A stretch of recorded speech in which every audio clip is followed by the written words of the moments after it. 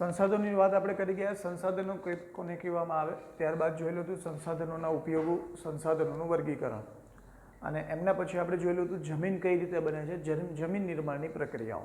અને જમીન નિર્માણની પ્રક્રિયા દ્વારા આપણે જોયેલું હતું કે જમીનના જે પ્રકાર જે છે, જમીનના પ્રકાર આઈસર દ્વારા, યાની કે Indian council of agriculture research દ્વારા, આઈસર દ્વારા, ભારતીય કૃષિ સંસાધન પરિષદ દ્વારા 1953માં ટોટલ જમીનને 8 ભાગમાં વહેંચવામાં આવી। એ 8 ભાગ આપણે જોઈ ગયા, કાકા, પરાપર, જંગલ અને દલદલ। હવે અહીંયા આગળ જે જોવાનું છે એ જમીનના પ્રકારોને આપણે વિસ્તૃતમાં સમજવાના છે। તો અહીંયાથી કોઈ પણ પ્રશ્ન પરીક્ષામાં 2 માર્ક માટે તમને પૂછાઈ શકે કે કાળી જમીનનો પરિચય આપો અથવા કાપની જમીનનો પરિચય આપો। તો 8 જે પ્રકાર હતા જમીનના, એમાંથી કોઈ પણ એક પ્રકાર પરીક્ષામાં 2 માર્કમાં પૂછાય। તો અહીંયા આગળ પહેલું આપણે જે જોવા માટે જઈ રહ્યા છીએ એ છે આપણા માટે કાળી જમીન। તો આપણે આજુબાજુમાં ઘણી જગ્યાએ કાળી જમીન જોયેલી હશે। અહીંયા આગળ આ જમીન જે છે એ જમીનની અંદર કાળા કલરનું પ્રમાણ વધારે પ્રમાણમાં જોવા મળે। આપણો જે ઘરની અંદર તુલસી ક્યારો હોય તો એ તુલસી ક્યારો આપણે જોઈએ તો આપણને કાળા કલરની માટીનો એમની અંદર ઉપયોગ કરવામાં આવે। મોટાભાગે સૌરાષ્ટ્ર બાજુનો જે વિસ્તાર છે એ વિસ્તારની અંદર કાળી જમીન આપણને જોવા મળે। આપણો નેબરિંગ જે સ્ટેટ છે મહારાષ્ટ્ર આપણે લઈએ તો મહારાષ્ટ્રની અંદર પણ કાળી જમીનનું પ્રમાણ સવિશેષ પ્રમાણમાં છે। તો અહીંયા આગળ જોતા જઈએ એની અંદર કઈ વસ્તુ આવેલી છે, કઈ જગ્યાએ જોવા મળે। તો ટોટલ ભારતની જે જમીનનું પ્રમાણ છે, ભારતના જમીનના પ્રમાણની અંદર આ જમીન જે છે એ 15% ભાગમાં આવેલી છે। કાળી જમીનનું પ્રમાણ કેટલા ટકા છે તો કે 15% જમીન। આ જમીન જે છે એમને કપાસની જમીન પણ કહેવામાં આવે અથવા તો રેગુર જમીન પણ કહેવામાં આવે। તો આ પ્રશ્ન પૂછાઈ શકે કે રેગુર જમીનનું બીજું નામ શું છે તો કે કાળી જમીન અથવા તો કપાસની જમીન। તો આ પ્રકારની જે જમીન છે કાળી જમીન, એ જમીનની અંદર સવિશેષ પ્રમાણમાં કપાસનું વાવેતર કરવામાં આવે। કપાસ જે છે એ કપાસના આપણને બધાને ખબર છે કે કપાસ જે છે સફેદ હોય, સફેદ અને બ્લેક એન્ડ વ્હાઇટની જોડી યાની કે કાળી જમીન જે છે એને કપાસની જમીન પણ કહેવામાં આવે। સમગ્ર ભારતની અંદર મહારાષ્ટ્ર છે, આંધ્રપ્રદેશ છે, ઉત્તર પ્રદેશ છે અને ગુજરાતમાં આ પ્રકારની જમીન જોવા મળે છે। આ જમીનની ફર્ટિલિટી સવિશેષ પ્રમાણમાં હોય। આ જમીન જે છે એમની અંદર ફળદ્રુપતાનું પ્રમાણ વધારે હોય। મોટાભાગે આ જમીનની અંદર શું હોય તો કે આ જમીનની અંદર ભેજ ધારણ શક્તિ વધારે હોય। તમે ઘરના તુલસી ક્યારામાં તમે પાણી પીવડાવશો ત્યારે થોડા સમય સુધી એ જમીન જે છે ઉપરની એ ભીની રહેશે, પણ જેવો તડકો પડશે ત્યારે એ જમીન સુકાઈ જશે। પછી તમે એને ખોદશો તો નીચે તમને ફરી પાછી એ જમીન જોવા મળશે, ભીની જોવા મળશે। એનું રીઝન શું છે તો કે એમની અંદર ભેજ ધારણ શક્તિનું પ્રમાણ વધારે છે। તો અહીંયા આગળ એ જ કીધું, આ જમીનમાંથી જ્યારે ભેજ સુકાઈ જાય ત્યારે તેમાં ફાટ કે તિરાડ પડી જાય। એ સુકાઈ ગઈ હોય ત્યારે એમાં તિરાડો પડી ગઈ હોય। સુરત, તાપી, ડાંગ અને ભરૂચમાં આ જમીનનું પ્રમાણ વધારે છે। આ જમીનમાં ભેજ સંગ્રહ શક્તિ વધારે હોય તેની અંદર આજે લગભગ દરેક જમીનની અંદર ગમે તે પાક તમે લખી શકો તો એ પાકની અંદર કોઈ વાંધો આવતો નથી। લગભગ દરેક રાજ્યની અંદર પણ છૂટછાટ છે, કારણ કે દરેક રાજ્યની અંદર વધતા ઓછા પ્રમાણની અંદર જમીનનું પ્રમાણ આપણને જોવા મળે। તો સ્પેશિયલી અહીંયા આગળ રાજ્યો માટે આપણને થોડી છૂટછાટ આપેલી છે અને સાથે સાથે જે તે રાજ્યની અંદર જે તે પ્રદેશો જે છે એ પ્રદેશોની અંદર પણ આપણે એમના નિયર બાયના જે સ્ટેટ આવતા હોય અથવા તો નિયર બાયના જે જિલ્લાઓ આવતા હોય એ આપણે લખી શકીએ છીએ।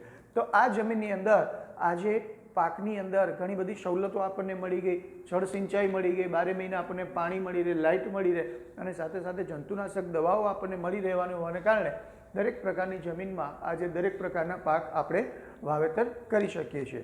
તો આ પ્રકારની જમીનમાં અડદ, મગફળી, કપાસ, સરસવ જેવા પાકો લેવામાં આવે છે। તો અહીંયા આગળ પહેલી જમીન જોઈએ આપણે કાળી જમીન, કેટલા ટકા પ્રમાણ તો કે 15% પ્રમાણ। કે નામ કયા કયા તો કે કપાસની જમીન અથવા રેગુર જમીન। હવે એવી બીજી જે જમીન આવે છે એનું નામ છે કાપની જમીન।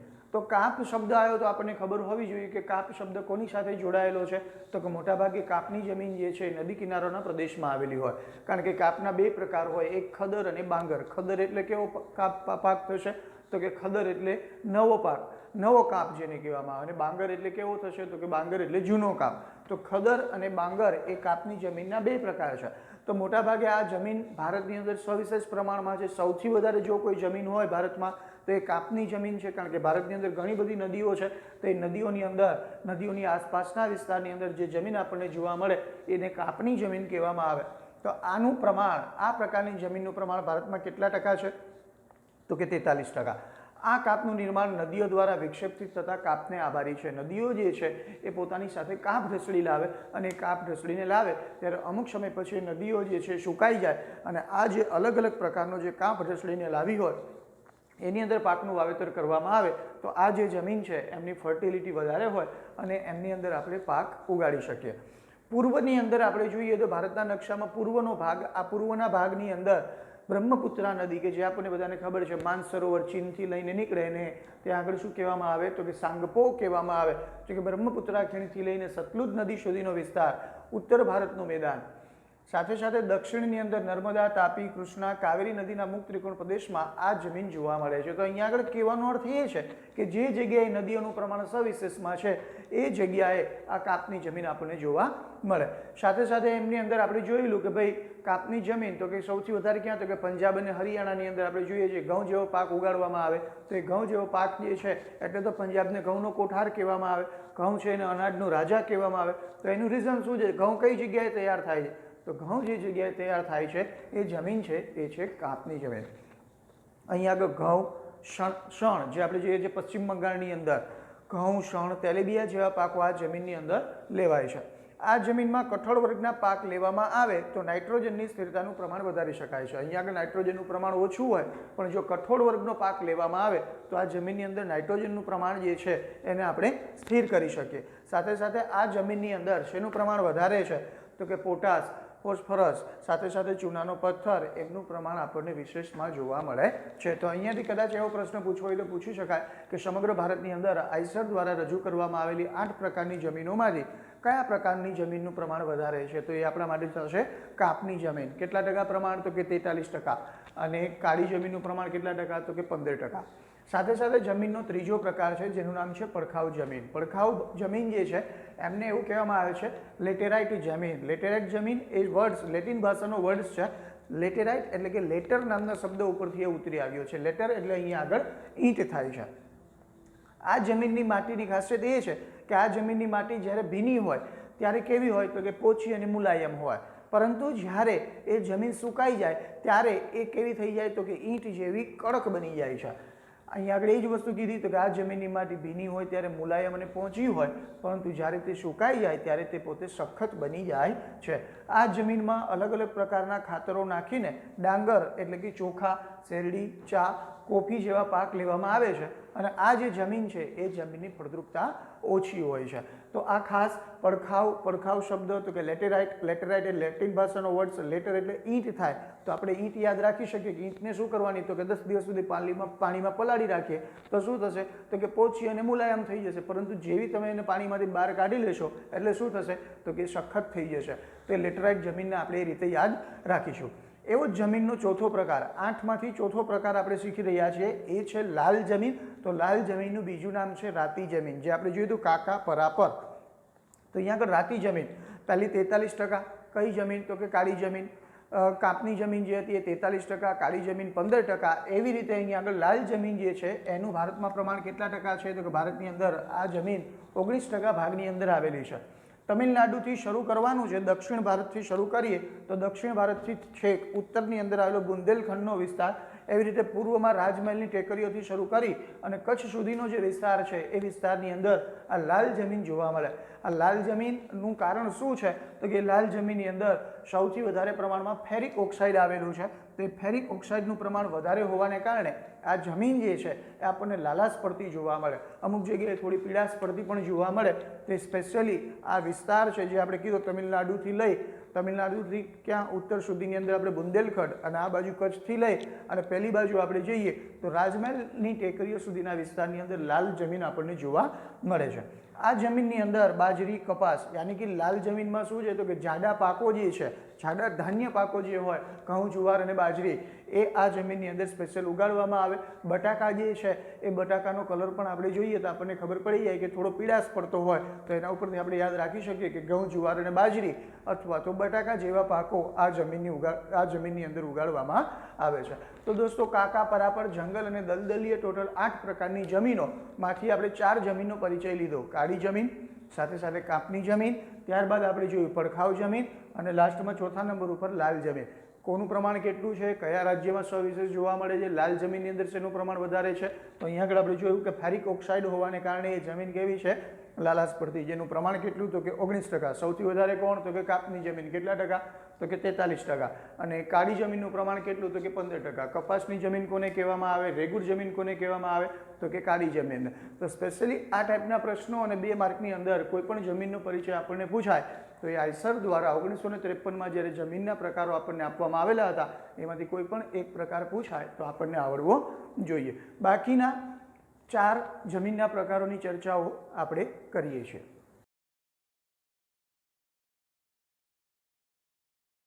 જમીનના 4 પ્રકારો જોયા.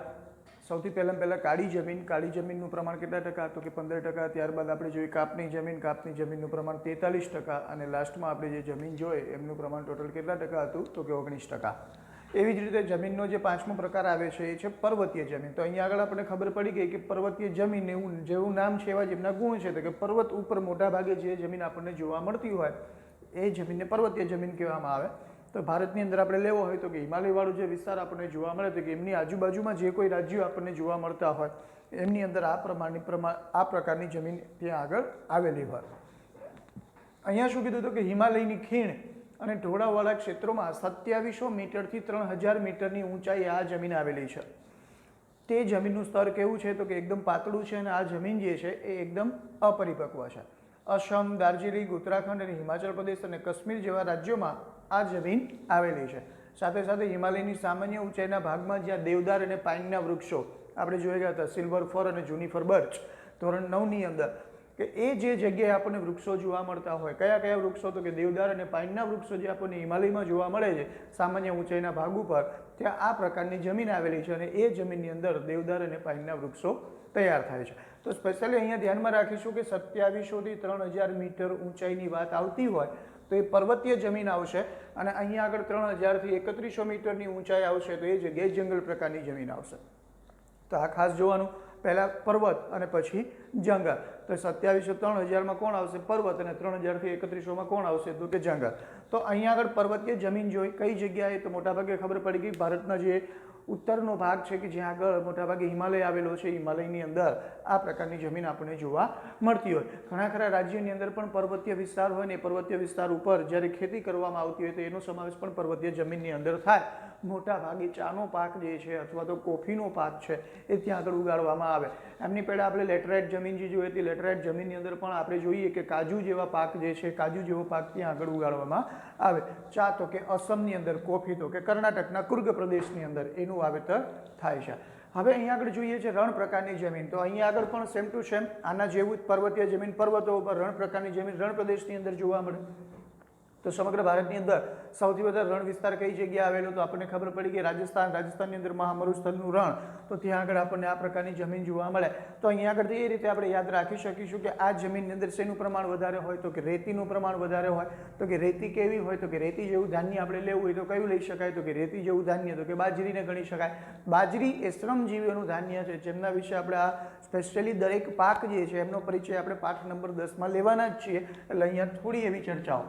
આ જમીન જે છે કેવી જમીન તો કે રેતાળ જમીન, રણ પ્રકારની જમીન છે. રણ પ્રકારની જમીનની અંદર શું હોય તો કે અહીંયા આગળ સ્પેશિયલી માટીનું પ્રમાણ, રેતીનું પ્રમાણ વધારે હોય એટલે આ જમીનની ફળદ્રુપતા હોય નહીં, એકદમ ઓછી હોય. પરંતુ હાલ સગવડતાઓ વધી ગઈ, કારણ કે શું થયું તો કે જે જગ્યાએ રણ પ્રદેશ આવેલો છે રણ પ્રદેશની અંદર પણ સિંચાઈની સગવડો થઈ ગઈ, નહેરોનું બાંધકામ થઈ ગયું હોય. નહેરોના બાંધકામને કારણે આ રણ પ્રકારની જમીનની અંદર પણ ખેડૂતો આજે પાક લેતા થઈ ગયા છે. તો અહીંયા આગળ એ જ કીધું છે કે આ રણ પ્રકારની જમીન છે ઓછી ફળદ્રુપતાની સાથે સાથે રેતાળ છે. આ જમીન સૂકી અને અર્ધ સૂકી આબોહવાવાળા વિસ્તારમાં જોવા મળે છે. એની આબોહવા કેવી હોય તો કે તડકાનું પ્રમાણ વધારે હોય, ગરમીનું પ્રમાણ વધારે હોય. આબોહવા કેવી હોય, સૂકી હોય અથવા તો અર્ધ સૂકી હોય. સાથે સાથે આ પ્રકારની જમીનમાં શું હોય તો કે ક્ષારનું પ્રમાણ વધારે હોય, ખારાશનું પ્રમાણ વધારે પડતું જોવા મળે. રાજસ્થાન છે, હરિયાણા છે, ગુજરાતની અંદર સ્પેશિયલી કચ્છ બાજુનો જે વિસ્તાર છે અથવા તો હરિયાણા અને ઉત્તર પંજાબનો જે વિસ્તાર છે ત્યાં આગળ પણ આ જમીનનું પ્રમાણ આપણને વિશેષ પ્રમાણમાં જોવા મળે. પરંતુ હાલમાં સિંચાઈની સગવડને કારણે આ જમીનમાં હવે બાજરી અને જુવાર જેવા પાકો જે છે એ ઉગાડવામાં આવે છે. તો અહીંયા આગળ હમણાં જ કીધું ગુજરાતમાં કચ્છ, હરિયાણા અને ઉત્તર પંજાબનો વિસ્તારમાં આ પ્રકારની જમીન આવેલી છે. તો ટોટલ જમીનોના આપણે અહીંયા આગળ 6 પ્રકાર શીખ્યા, કાકા, પરાપર. હવે જે જોવા માટે જઈ રહ્યા છીએ એ છે આપણા માટે જંગલ અને દલદલ. તો અહીંયા આગળ જંગલ પ્રકારની જમીન. તો આ જમીન કેવી હોય તો કે જે જગ્યાએ જંગલો હોય, જેના માટે આપણે સ્પેશિયલ પાઠ નંબર 10માં શીખવાના છીએ, જંગલ જે આવેલું હોય એ જંગલની અંદર વન્ય ખાતાની પરમિશન લઈ અને ત્યાં આગળ ખેતી કરવામાં આવે. અહીંયા આગળ શું હોય તો કે જે જંગલના વૃક્ષો, જે જંગલના વૃક્ષોને કાપી નાખવામાં આવે, એ કપાઈ ગયા પછી ત્યાં આગળ ખેતી કરવામાં આવે અને એ ખેતી માત્ર માત્ર કેટલા સમય સુધી થઈ શકે તો કે 2 થી 3 વર્ષ સુધી થઈ શકે. તો આ જે ખેતી થતી હોય એ ખેતીને શું કહેવામાં આવે તો કે એ ખેતીને કહેવામાં આવે ઝૂમ ખેતી અથવા તો સ્થળાંતરિત ખેતી. તો એ આપણે ત્યારે જોઈશું. તો આની સાથે કનેક્ટેડ હમણાં આપણે જોયું પહેલાં પર્વત આવે, પર્વત પછી કોણ આવે તો કે જમીન. પર્વત ક્યારે આવે તો કે 2700 મીટરથી 3000 મીટરે. તો જમીન ક્યારે આવશે જંગલ તો જંગલ આપણે જોયું 3000 મીટરથી 3100 મીટરની ઊંચાઈ ઉપર. આ પ્રકારની જમીન હિમાલયના શંકુદ્રુમ જંગલો કે જેની અંદર આપણે જોયેલું તો શંકુદ્રુમ જંગલોની ખાસ વિશેષતાઓ કે શંકુદ્રુમ જંગલો કેવા હોય, એમના વૃક્ષો કેવા હોય, પાઠ નંબર 17ની અંદર ધોરણ 9માં આપણે શીખી ગયા હતા આ વસ્તુઓ કે શંકુદ્રુમના વૃક્ષો કેવા હોય તો કે બરફ આખો પ્રદેશ હોય, એ વૃક્ષો જે છે શંકુ આકારના હોય. તો એની અંદર સ્પેશિયલી જ્યારે એના પાંદ મોટા હોય, વરસાદ પડતો હોય ત્યારે પાંદ નીચેની તરફ ઢળી ગયેલા હોય ત્યારે વૃક્ષો ઉપર જે બરફ પડેલો હોય એ બરફ આપોઆપ નીચે પડી જાય. તો એ સ્પેશિયલી શંકુદ્રુમ જંગલોની વિશેષતાઓ એ ક્યાં જોવા મળે તો કે 3000 મીટરથી 3100 મીટરની જ્યાં ઊંચાઈ આપણને જોવા મળે હિમાલયમાં, ત્યાં આગળ શંકુદ્રુમના જંગલોમાં સ્પેશિયલી આ પ્રકારના જે કહી શકાય એ જમીન આપણને જોવા મળે. આ પ્રકારની જમીન ભારતના અત્યંત મર્યાદિત ક્ષેત્રમાં આવેલી છે. જો આ બે જમીન જે છે ને જંગલ અને દલદલ એ ભારતમાં બહુ ઓછી જોવા મળે છે. અહીંયા શું થાય છે તો કે જે જંગલ જે છે, જંગલની અંદર ઓટમ સિઝન આવે, દેટ્સ કોલ્ડ પાનખર, આપણે જેને પાનખર તરીકે ઓળખીએ છીએ. તો પાનખર ઋતુની અંદર શું કરે છે, ટ્રીઝ સેટ ધેર લીવ્સ, વૃક્ષો પોતાના પાંદ ખેરવી નાખે છે. એટલે પાંદ ખરી જાય પછી શું થશે તો કે એમના ઉપર આબોહવાની અસર થશે ને આબોહવાની અસરને થવાને કારણે આ વૃક્ષોના પાંદ અને વૃક્ષોની જે ડાળીઓ છે એ ડાળીઓ જમીનમાં પડેલી હશે, એ આબોહવાને કારણે શું થશે તો કે પવન લાગશે, ભેજ લાગશે, વરસાદ થશે, એના માટે એ સડી જશે. સડવાને કારણે શું થશે તો કે જમીનની અંદર જમીન નિર્માણમાં આપણે જોઈ ગયા શેનું નિર્માણ થતું હતું તો કે જૈવિક દ્રવ્યોનું નિર્માણ થતું હતું. એમના માટે આ પ્રકારની જમીનમાં સેન્દ્રિય તત્વોનું પ્રમાણ વધારે હોય. આ જમીનની અંદર સ્પેશિયલી ચા, ઘઉં, જુવાર અને ડાંગર જેવા પાકો ઉગાડવામાં આવે છે. તો ટોટલી જમીનના 7 પ્રકારો આપણે જોયા. ખાસ ધ્યાનમાં રાખીશું પર્વત અને જંગલને ભેગા રાખીશું. પર્વત પહેલાં આવે અને પછી જંગલ આવે. 3000થી 3100 મીટરમાં પર્વત અને સાથે સાથે 3000થી 3100માં જંગલ અને 2700થી 3000ની અંદર પર્વત. હવે જે આવે છે દલદલ પ્રકારની જમીન. આ પ્રકારની જમીનની અંદર સ્પેશિયલી એક પ્રાણી જોવા મળે જેને આપણે કહીએ છીએ એક સિંગી ગેંડો.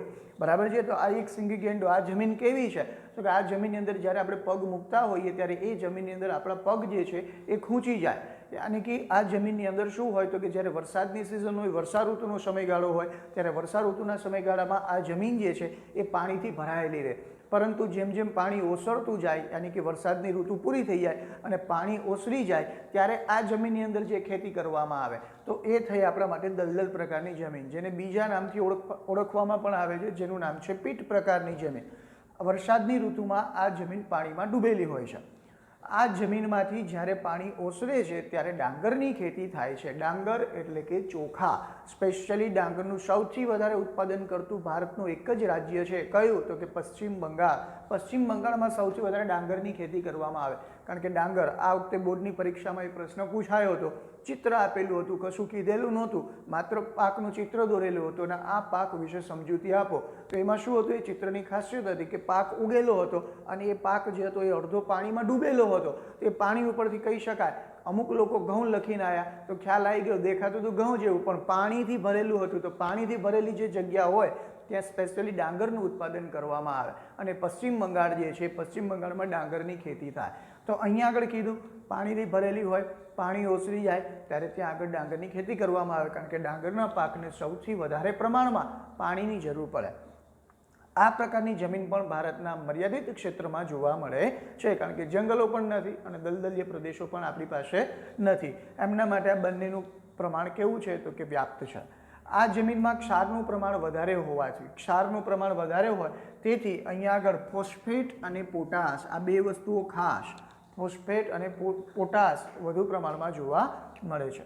ભારતમાં આ જમીન સ્પેશિયલી ઓડિશા, પશ્ચિમ બંગાળ અને તમિલનાડુના કિનારાનો ભાગ તેમજ ઉત્તરાખંડના અલ્મોડા જિલ્લામાં જોવા મળે છે. આ એકદમ ઉપયોગી છે, MCQ માટે પૂછાય છે કે દલદલીય પ્રકારની જમીન માટે ઉત્તરાખંડનો કયો વિસ્તાર જાણીતો છે? તો એ સ્પેશિયલી અલ્મોડા જિલ્લો કે જ્યાં આગળ આપણને દલદલ પ્રકારની જમીન જોવા મળે છે. તો આઈસર્ગ દ્વારા Indian council of agriculture research 1953 1953માં જે જમીનના પ્રકારો આપવામાં આવેલા હતા એ જમીનના પ્રકારો વિશેની નોંધ આપણે અહીંયા આગળ લીધી. તો વિદ્યાર્થી મિત્રો, આ જમીનના પ્રકારો જે છે 3 માર્કમાં પણ પૂછાય અથવા 4 માર્કમાં પણ પૂછાઈ શકે, અને કદાચ એમાંથી ન પૂછાતું હોય તો સ્પેશિયલી આપણને 2 માર્કના પ્રશ્નમાં કોઈ પણ એક જમીનનો પ્રકાર પૂછાય, અથવા તો છેલ્લે 1 માર્કમાં નકશાની અંદર કોઈ પણ એક પ્રકારની જમીન આપણને દર્શાવવાનું પૂછાય કે રણ પ્રકારની જમીન દર્શાવતો પ્રદેશ દર્શાવો, તો આપણને ખબર પડવી જોઈએ કે રાજસ્થાન. પર્વતીય જમીન આવી તો આપણને ખબર પડે કોણ, તો કે હિમાલય વાળો વિસ્તાર. તો આ રીતે જમીનના પ્રકારો જે છે એ પરીક્ષાની અંદર પૂછાતા હોય. વિદ્યાર્થી મિત્રો, જો તમને અમારો આ વિડીયો પસંદ આવ્યો હોય તો અમારી ચેનલને લાઇક કરો, શેર કરો અને સબસ્ક્રાઈબ કરો.